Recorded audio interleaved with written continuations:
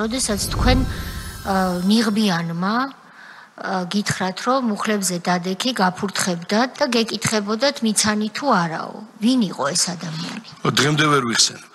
ვერც ამოიცნო? ვერასოდეს ვერ ამოვიცნობ დღემდე. მე იმის მერე სხვა ეთერებში თქვი, მე პირადად ჩემ ეთერში არასდროს არ მithქვამს ეს ფაქტი, მაგრამ მე ვთქვი, იმდენად მაწუხებს, რომ მე მიჩვენია ვნახო ეს ადამიანი ვინ არის. იმიტომ რომ მე შვილი მეძდება მე ხო არ ვიცი ამას რა უდევს, ან ვინ არის. დღეს საერთოდ როგორ რა პირობებშია, დაკავებული ეს კაცი არაა დაკავებული, გადაუარა არ გადაუარა. მე ხო რაღაცით ხო უნდა უპასუხო, მე ხო უნდა მზად უნდა ვიყო.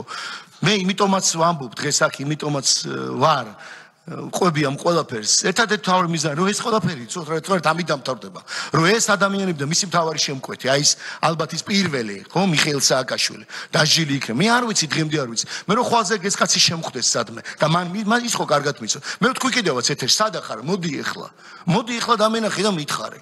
მე ხო უნდა ვიცოდე, მე საფრთხის ქვეშ ვცხოვრობ. იმიტომ კი არა რომ ამის მეშინია. მე იმიტომ ვცხოვრობ, რომ მე შეიძლება მომიწიოს თავდაცვის მიზნით კანონის სხვანაირი ასრულება. აი როგორ ვიზავთ თქვენ შეიძლება გაქვთ თქვენის ვალდებულება მაგრამ ქალბატონო თეა იგივე თქვა თქვენ მეუღლეს რომელიც უსმეს როგორ აყენებენ შეურაცხყოფას თავის მეუღლეს როგორ შეიძლება მიუვარდნენ სადღაც შულთან ერთად ვინმე ხელს თავს დადებ ბოლომდე რომ ეს არ დაიცავს თავის ოჯახის ღირსებას და ასე შემდეგ ასე ვარ მეც შეძლებთ რომ პასუხისმგებლობა აიღოთ რომ თქვენი მეუღლე არ დაიცავს სხვანაირად თქვენი ღირსებას და თქვენი შულის და თქვენი ცოლის ღირსებას თქვენი მეუღლების ღირსებას ან მე როგორ თქვა ეს მე ვერ დავდებ თავს სხვადმე რომ შემხვდეს ეს კაცი და მისნაირი კიდე რამდენი